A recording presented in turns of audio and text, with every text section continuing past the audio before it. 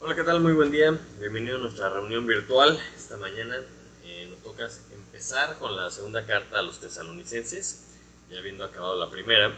Y si tienes ahí tu Biblia, te pido que me acompañes para irlo identificando.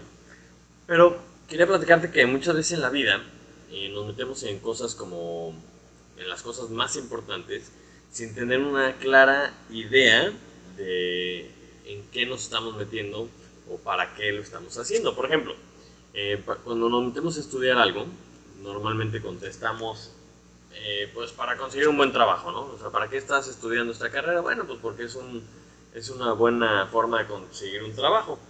En vez de a lo mejor querer estudiar algo en lo que eres bueno, algo que te gusta, para trabajar con pasión, ¿no? Y aportar algo al mundo. Otra de las cosas que a veces nos metemos sin saber mucho al respecto es el matrimonio. Mucha gente contesta que se casa para ser feliz, ¿no?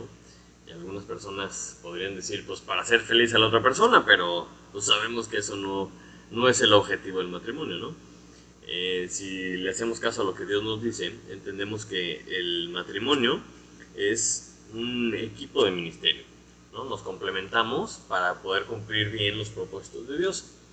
Entre los muchos propósitos se encuentra la multiplicación, que en el plan de Dios se produce dentro del matrimonio. Y sabemos que hoy en día ya se puede reproducir la sociedad de otras formas, ¿no? Fuera del plan de Dios, fuera del contexto, en un laboratorio o algo así. Pero Dios lo pensó de cierta forma porque los hijos necesitan a los papás, ¿no? Necesitan crecer en un ambiente de amor, en un ambiente de protección. Pero no solo los hijos, sino que también a los papás les sirve mucho los hijos. Porque entiendes ya como papá un poco más el ciclo de la vida. Te da un propósito más allá de lo que tú puedes lograr, ¿no? Y generalmente los hijos te hacen madurar porque pues eres responsable por la vida de otra persona, entonces tienes que madurar a fuerza. Y además, con el tiempo que tú le inviertes a un hijo, a una personita nueva, puedes dejar un legado, ¿no? De lo que hiciste con la vida de esa persona. Y fíjate que es exactamente lo mismo que pasa en la iglesia, porque muchas personas van a la iglesia pues como para que Dios no se enoje, ¿no? O para apaciguar su conciencia después de una semana medio alejada de Dios. Pero así como el gobierno, la familia, la iglesia también es una de las tres instituciones que Dios estableció. Y uno de los principales objetivos de la iglesia pues es la multiplicación, hablando espiritualmente, ¿no? Porque el objetivo es hacer discípulos. Y es un paralelo muy importante con los hijos. ¿Y para qué te digo todo esto, no? Porque en 1 Tesalonicenses vimos cómo Pablo y compañía trabajaban para establecer una iglesia, la iglesia de Tesalónica. Y les dieron muchas instrucciones para hacer una iglesia que pudiera cumplir los propósitos de Dios. Y pues aprendimos muchas cosas, ¿no? Que debemos hacer como discipuladores y que debemos de hacer como discípulos. Y todos estos paralelismos también con los papás y con los hijos.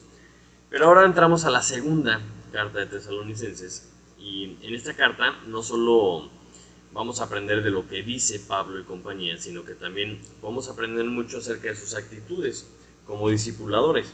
Porque nos va a ayudar a saber qué podemos esperar en este proceso de crecimiento, tanto como hijos como discípulos, y desde el punto de vista también de los papás y de los discipuladores. Entonces, en 2 Tesalonicenses empieza diciendo así la palabra de Dios. Pablo, Silvano y Timoteo, a la iglesia de los tesalonicenses, en Dios nuestro Padre y en el Señor Jesucristo. Gracia y paz a vosotros, de Dios nuestro Padre y del Señor Jesucristo. Debemos siempre dar gracias a Dios por vosotros, hermanos, como es digno, por cuanto vuestra fe va creciendo y el amor de todos y cada uno de vosotros abunda para con los demás, tanto que nosotros mismos nos gloriamos de vosotros en las iglesias de Dios, por vuestra paciencia y fe en todas vuestras persecuciones y tribulaciones que soportáis. Hasta ahí vamos a leer esta mañana. Padre Santo, te damos muchas gracias porque nos permites nuevamente abrir la palabra de Dios, abrir tu palabra, Señor, abrir la Biblia libremente, estudiarla. Te doy gracias por estos medios electrónicos en donde pues, podamos escuchar lo que tú tienes preparado para nosotros, Señor. Te pido por favor que toques nuestro corazón y nos muestres si es algo que tenemos que ajustar, tenemos que cambiar, Señor, y te pido que nos des la fuerza y la voluntad para hacerlo. Te lo pedimos en el nombre de Jesús. Amén. Muy bien, entonces, como estamos yendo versículo por versículo, ¿no? Como es nuestra costumbre de la predicación expositiva, siempre es importante recordar el contexto. Pablo y compañía establecen una familia espiritual en la iglesia de Tesalónica y vimos cómo la multiplicación está en el centro del propósito de esta iglesia, ¿no? Veíamos cómo siembra la semilla, la plantita crece, esta planta da fruto y el fruto vuelve a dar semilla. Y esta familia estuvo establecida en principios bíblicos, en valores bíblicos como la obediencia, la oración, ¿no? El amor, y estaban fundamentados en la palabra de Dios. Y siempre mencionaba Pablo que la gracia no solo era importante recibirla, la gracia de Dios, sino que también compartirla, porque todo esto siempre va enfocado en la multiplicación, en ir y hacer discípulos. Entonces, imagínate una carta, ¿no? En ese entonces, que pues no era inmediato el correo, iban y venían, tardaban mucho tiempo, pero además tenía que pasar cierto tiempo para ver los efectos, los resultados de la primera carta. Entonces seguramente alguien le pasa el reporte a Pablo y le dice, mira, pues más o menos pasó esto y pasó lo otro con la primera carta. Entonces la segunda carta no se escribe mucho tiempo después. Pero vemos como Pablo, como buen discipulador, una de sus funciones es darle seguimiento a sus hijos espirituales. Independientemente de que existe como esta sensación de que salieron ya del nido los hijos, ¿no? Y salen al mundo, no por eso no les da seguimiento Pablo. Pero al estar en el mundo, digamos, al estar ya solo, sin su papá espiritual, pues hay muchos peligros, ¿no? Y uno de los peligros más importantes en aquel entonces era el de las doctrinas falsas que se habían infiltrado y también algunas malas actitudes. Y esto lo debemos de tener claro a lo largo de toda la segunda carta.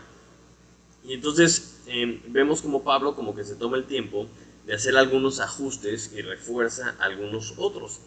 Y el pasaje comienza como muy parecido a como comienza la primera carta, ¿no? Que dice que los que están en Tesalonicenses, la iglesia en Tesalonicenses, que está en Dios y en Jesucristo. Porque una iglesia no es iglesia a menos de que esté en Dios y en Jesucristo. Porque muchas personas van al edificio y pueden ir todos los domingos, pero si no están en Cristo no son parte de la iglesia. Y por otro lado les recuerda que siempre la gracia y la paz solamente la pueden tener los que están en Él, los que están en Dios y en Jesucristo. Entonces es algo que hay que desear entre nosotros y hay que desear para los demás para poder dar y recibir la gracia de Dios. Entonces, muy parecida a la introducción de la primera carta. Y con estos pequeños 4 versículos que leímos, ya podemos empezar a aprender cosas. Y tenemos que ponernos en los zapatos de un discipulador que da seguimiento a las preocupaciones que tenía. Si te acuerdas, en 1 Tesalonicenses, capítulo 3, versículos 12 y 13, Pablo ya le había estado pidiendo a Dios algo. Le comentaba, ¿no? Y el Señor os haga crecer y abundar en amor unos para con otros y para con todos, como también lo hacemos nosotros para con vosotros, para que sean afirmados vuestros corazones, irreprensibles en santidad delante de Dios nuestro Padre, en la venida de nuestro Señor Jesucristo con todos sus santos. Entonces, la primera carta se la pasa recordándoles que hay que estar al pendiente, ¿verdad? Hay que estar comportándose en santidad, irreprensibles para la venida de Jesucristo, lo menciona muchas veces. Pero le pide a Dios que los hiciera crecer y abundar en amor. Y en los versículos que leímos ahorita en 2 Tesalonicenses 1, del 1 al 4, esta pareciera ser la contestación a la oración que tenía Pablo en la primera carta. Y con este agradecimiento que Pablo hace a Dios, nos deja también una pequeña guía que la podemos utilizar para ver cómo van creciendo los discípulos, si están creciendo conforme al plan o no. Y también se pueden usar para el crecimiento de nuestros hijos. Y menciona 3 cosas. Dice que su fe iba creciendo, que el amor de todos y cada uno de ellos abundaba y que habían tenido paciencia y fe en medio de las tribulaciones. Entonces vamos a detallar estas 3 cosas para dejar una guía que nos puede servir a nosotros para ver el crecimiento de los discípulos y de los hijos. ¿Okay? Primero que nada, el versículo 3 menciona que su fe iba creciendo. Es decir, que le creían más y más a Dios. Entonces, cuando criamos hijos, no solo debemos criarlos creyendo en Dios. O sea, no solo es importante que crean en Dios, sino que le deben creer a Dios. Eso es muy importante porque todas las historias que les contamos a los niños no solamente es para que sepan pues historias de la Biblia, sino lo que en realidad les estamos enseñando es de lo que Dios es capaz. O sea, qué cosas es capaz de hacer nuestro Dios. Pero junto con la enseñanza debemos impulsarlos a estar al pendientes, ¿no? Y a buscar a Dios en sus propias vidas. Porque entonces experimentan a Dios en carne propia y eso hace que su fe aumente. Un ejemplo, por ejemplo, lo encontramos en Isaías, capítulo 40, versículos 29 al 31. Es un pasaje que me gusta, ¿no? Que es de esos pasajes que a lo mejor aprendí en la escuela dominical. Pero dice así: Él da esfuerzo al cansado y multiplica las fuerzas al que no tiene ningunas. Los muchachos se fatigan y se cansan, los jóvenes flaquean y caen.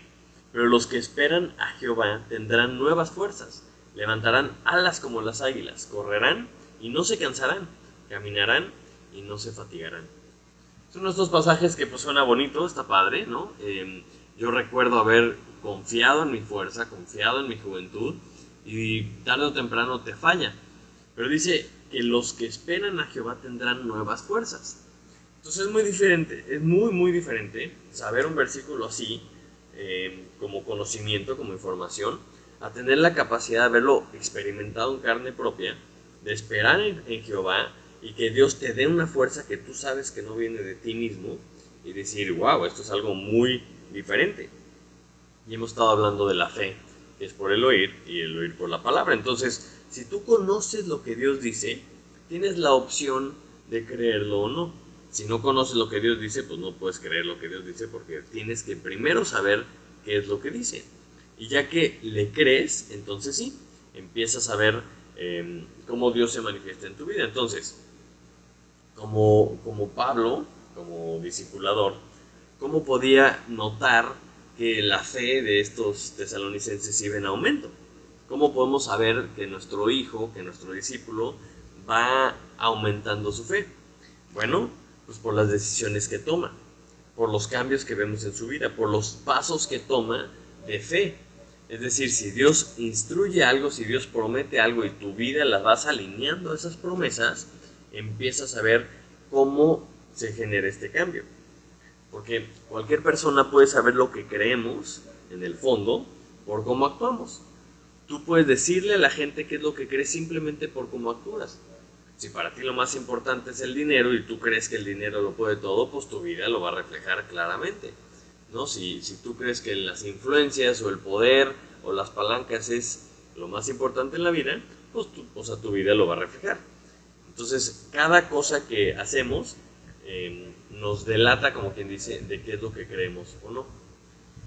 Acompáñame a Colosenses capítulo 3, versículo 15, por favor. Colosenses 3:15 dice así: Y la paz de Dios gobierne vuestros corazones, a la que asimismo fuisteis llamados en un solo cuerpo, y sed agradecidos.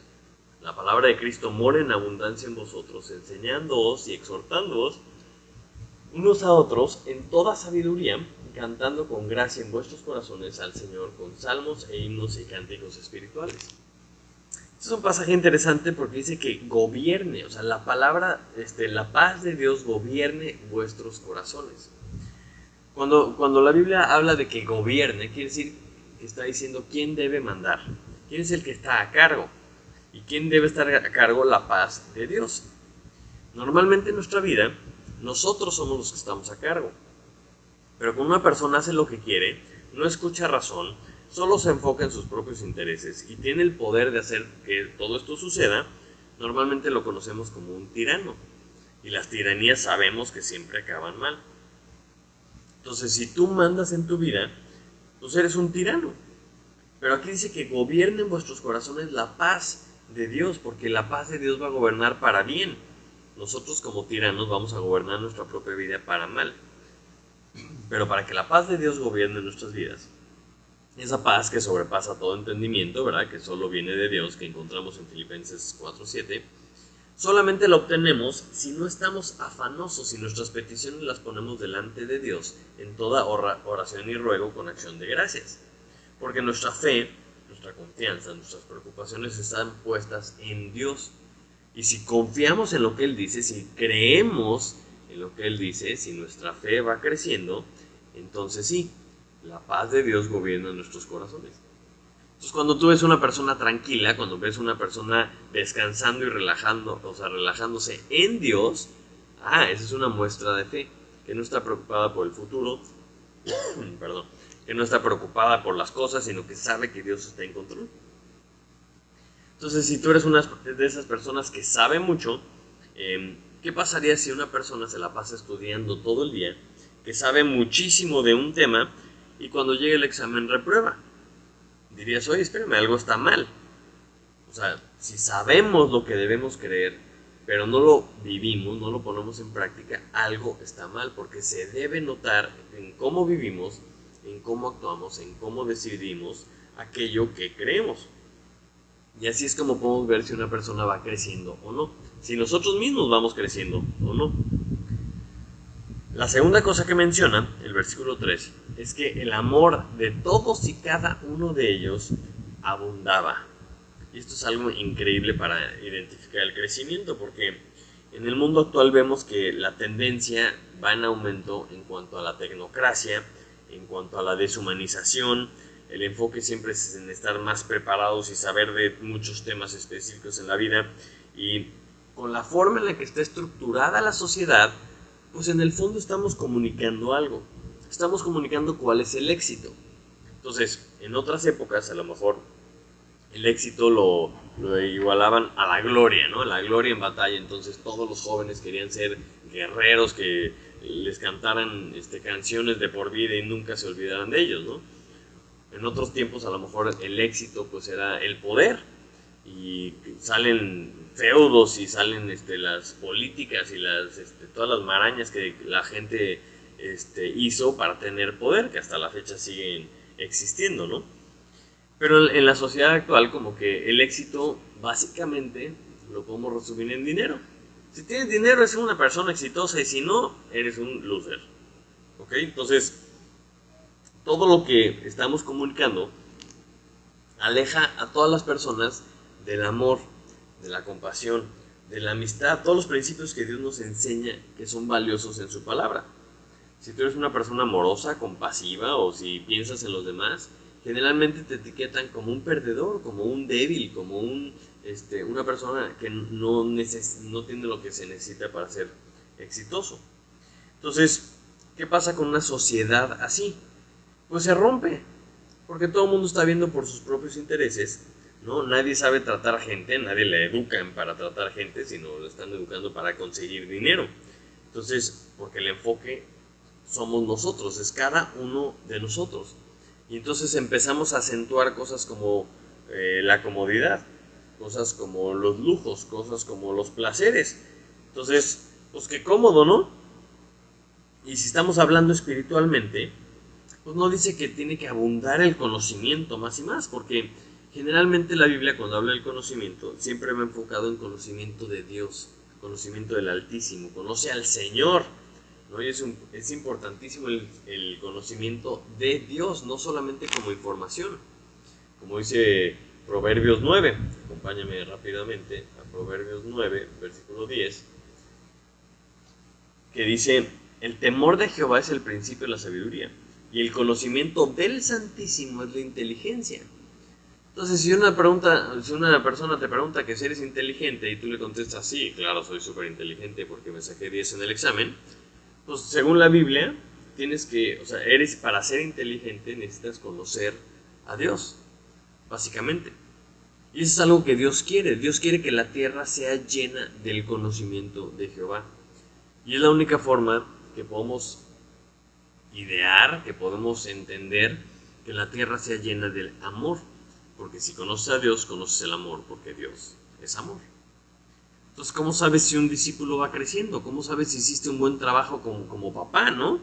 pues el amor de esa persona hacia los demás tiene que abundar más y más. Tú puedes ver que un niño va creciendo cuando empieza a compartir sus cosas, ¿no? Generalmente es yo, y no quieren compartir nada, ¿no? O qué tal cuando el niño empieza a ayudar en la casa, o le nace a él mismo ayudar a otros, híjole, ¿no? Un papá, qué orgullo, ¿verdad? Ver a uno de sus hijos comportándose así, porque empieza a entender que no todo se trata de mí, ¿no? Y estos discípulos lo habían dado a notar, y cuando tu amor por Dios aumenta, automáticamente tu amor hacia los demás debe de aumentar. Entonces, vemos que la fe de los tesalonicenses iba en aumento y el amor abundaba para con todos. Y en tercer lugar, vemos que le estaba pasando algo a los tesalonicenses y nos debe servir como de advertencia, como hijos, como discípulos, como papás. O sea, el versículo 4 de nuestro pasaje de esta mañana dice, bueno, desde el 3, ¿no? Que vuestra fe va creciendo y el amor de todos y cada uno de vosotros abunda para con los demás, tanto que nosotros mismos nos gloriamos de vosotros en las iglesias de Dios por vuestra paciencia y fe en todas vuestras persecuciones y tribulaciones que soportáis. Esto está diciendo Pablo que estaba gloriándose, estaba presumiéndolos a los tesalonicenses con las demás iglesias por la paciencia y la fe que ellos tenían en sus persecuciones y tribulaciones. Entonces, Pablo está agradecido que a pesar de que había persecuciones y tribulaciones en la iglesia de Tesalónica, ellos se habían mantenido firmes y habían sido pacientes. Y dices, a ver, espérame, ¿me estás diciendo que una señal de crecimiento es que va a haber tribulaciones? Pues claro que va a haber tribulaciones, ¿por qué? Porque cuando tu comportamiento cambia, porque empiezas a obedecer a Dios, se va a notar. Y tú ya no eres igual que todos, ya no te buscas lo mismo que todos, ya no te divierte lo mismo que todos, porque empiezas a tomar decisiones firmes. Y eso muchas veces no sienta bien con la familia, cuando empiezas a cambiar tus prioridades, cuando empiezas a comportarte diferente en el trabajo, cuando vas en contra de lo que dice el mundo, pues obviamente va a haber persecución. Y esto es algo que la Biblia, pues básicamente dice que es un hecho, como dice 2 de Timoteo, capítulo 3, versículo 12. Pablo le está advirtiendo, le está diciendo a Timoteo, y también todos los que quieren vivir piadosamente en Cristo Jesús padecerán persecución. O sea, los que no quieren vivir piadosamente con Cristo Jesús, pues obviamente no van a padecer persecución, pero los que sí quieren vivir como Cristo manda, van a padecer persecución. Porque esto es una señal inequívoca de que un discípulo está creciendo, de que está viviendo bien y de que está obedeciendo.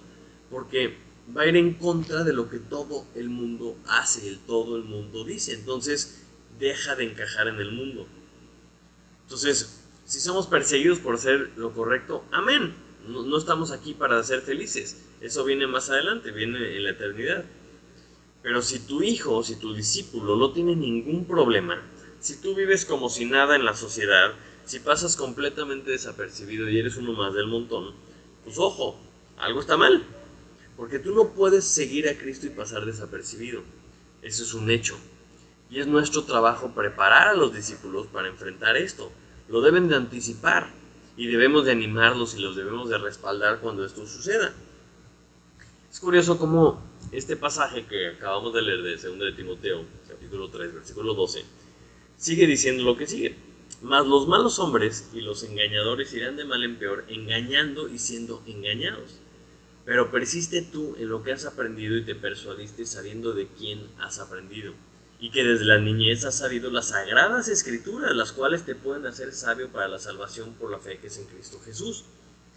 Y luego viene el versículo muy famoso, ¿verdad?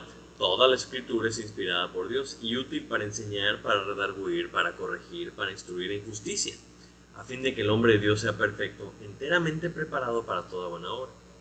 Entonces, en el contexto de persecución, de que los que siguen a Cristo van a padecer persecución, Pablo le está diciendo a Timoteo, pero acuérdate lo que aprendiste, acuérdate de la palabra de Dios, no te vayas a desviar de lo que has aprendido, porque la palabra de Dios es inspirada por Dios y es útil para enseñar, para redarguir, para corregir y para instruir en justicia. y tiene un propósito, para que el hombre de Dios sea perfecto, es decir, que esté completo, enteramente preparado para toda buena obra. Cuando tú aprendes algo de parte de Dios, tienes que creerle lo que Dios dice. No vayas a seguir a estos maestros, ¿no?, engañadores que van a ir de mal en peor. Enfócate en lo que dice Dios, enfócate en lo que dice la palabra, para que entonces no haya tropiezo, no haya desvío.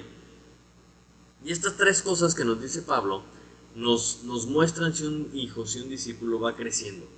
Nosotros en nuestra propia vida podemos saber si vamos creciendo o no, si nuestra fe va creciendo, si nuestro amor hacia los demás va creciendo, y si empezamos a tener tribulaciones porque le estamos empezando a hacer caso a Dios. ¿Y por qué es importante esto? Porque Dios nos ha estado enseñando el propósito de la iglesia, ¿no?, que es la multiplicación. En términos prácticos podemos decir que la iglesia existe para evangelizar, para plantar más iglesias, y que los individuos sean conformados a la imagen de Dios y a fin de cuentas, entre todos, glorificar a Dios. Pero la única forma de hacer todo esto, de cumplir estas 4 metas, es discipulando. Porque no es crecimiento hacia lo loco, no es solamente el número, ¿no? Todos está bien, bienvenidos, y el chiste es crecer. No se trata de eso, sino que es crecer con un propósito. Es crecer con el proceso que Dios ha establecido, que es el proceso de discipulado. Y lo mismo pasa en las iglesias, en las familias. No crece la familia a lo loco. O sea, el mismo proceso del embarazo, del nacimiento y todo eso, lleva un proceso que Dios diseñó para que cada hijo tenga la atención necesaria, tenga la alimentación necesaria, y conforme van creciendo, ahora sí, ya puedes tener otro, y ese mismo hijo te ayuda con los demás, y es el mismo proceso que sucede en las iglesias, o que debe de pasar en las iglesias. Entonces, cuando nos enfocamos solamente en el crecimiento, nos podemos perder en el típico de ¿cuánta gente hay en tu iglesia? No, pues en la mía hay 50. Uy, en la mía hay 200. Entonces es mejor mi iglesia que la tuya, y ese tipo de cosas. No es crecimiento a lo loco, es un crecimiento controlado. Nuestro pasaje de hoy, Pablo menciona que se gloría de ellos. Dice que, presumía, digamos, a sus hijos, a los tesalonicenses, tanto que les platicaba a las otras iglesias cómo eran ellos, ¿no? Les decía, mira, mi hijo tan increíble, ¿no? Y muchas veces como papás, pues podemos desenfocarnos y podemos empezar a cacarear, ¿no?, a presumir de nuestros hijos, pero en el fondo estamos presumiendo de nosotros mismos. Y muchas veces eso también pasa en las iglesias. Estamos presumiendo de nuestra iglesia cuando el que se debe de llevar la gloria siempre es Dios. Y por eso quiero llevarte un pasaje en Jeremías, capítulo 9, versículos 23 y 24. Para cuando empecemos a pensar de nuestros hijos o de nuestros discípulos o de nuestras iglesias, ¿no?, que qué padre, que qué cantidad, y que vean qué increíble nuestra iglesia. Mira lo que dice Jeremías 9:23. Así dijo Jehová: no se alabe el sabio en su sabiduría, ni en su valentía se alabe el valiente, ni el rico se alabe en sus riquezas. Mas alábese en esto el que se hubiere de alabar, en entenderme y conocerme, que yo soy Jehová, que hago misericordia y juicio y justicia en la tierra. Porque estas cosas quiero, dice Jehová. O sea, si vamos a cacarear algo, si vamos a presumir algo, que sea que conocemos de Dios y que entendemos a Dios. Si tenemos una iglesia que está creciendo, gloria a Dios, porque más gente está conociendo a Dios. No es algo que nosotros podamos hacer con nuestras fuerzas humanas. Si la iglesia crece, la Biblia dice que Dios añade cada día los que deben de ser salvos. Entonces, nosotros hay que hacer nuestra parte, hay que glorificar a Dios, hay que dar a conocer a Dios. Y tiene que empezar esto con nuestros hijos y nuestros discípulos. Porque humanamente, cuando nace un bebé, pues nace con la responsabilidad, ¿verdad?, básica de los papás, de que los papás lo tienen que cuidar, lo tienen que alimentar, lo tienen que proteger.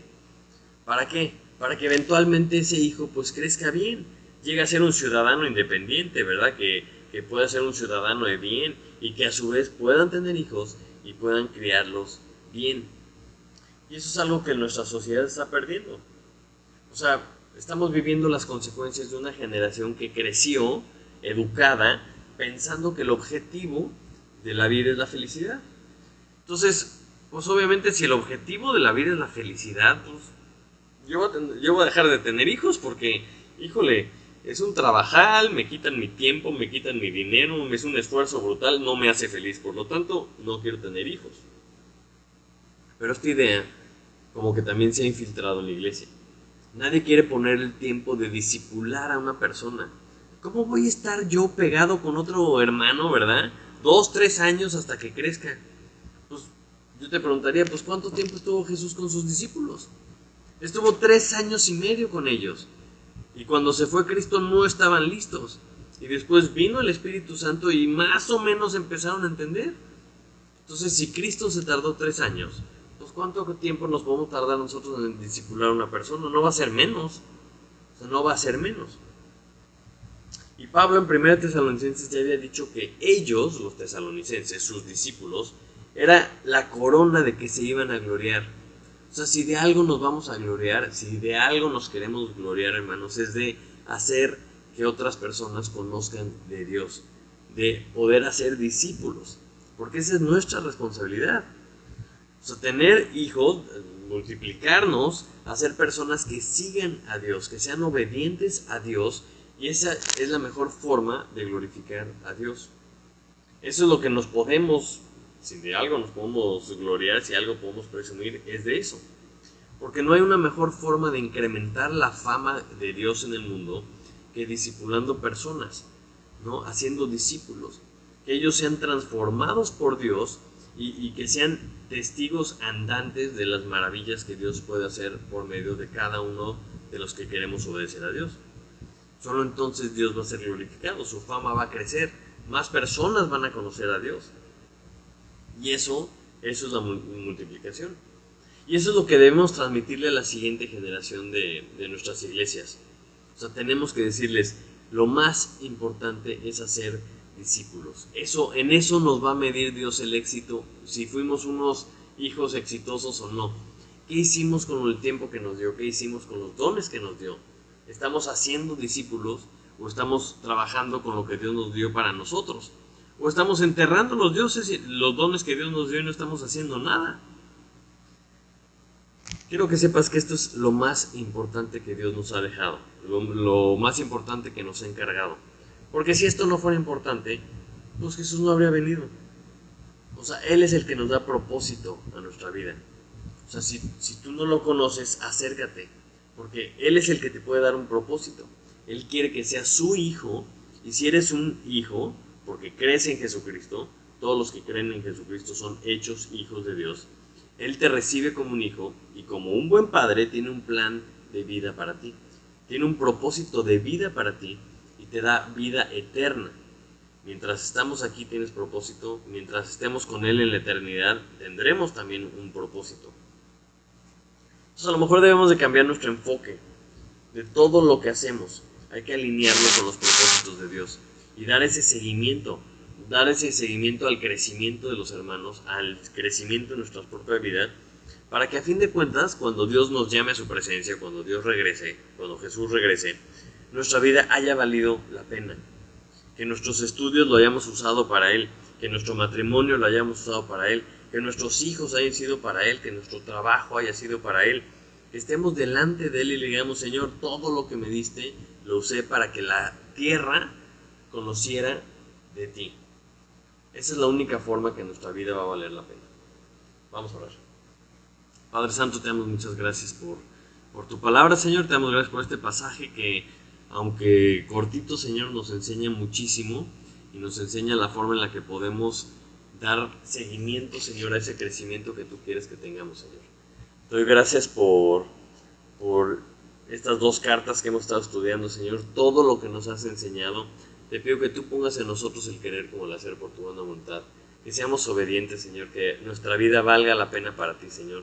Y que con tu ayuda, con la ayuda de tu palabra, con la ayuda de la iglesia, Señor, podamos seguir creciendo hasta que pues estemos equipados para hacer toda buena obra, como dice tu palabra, Señor. Te lo pido en el nombre precioso de tu Hijo Jesús. Amén.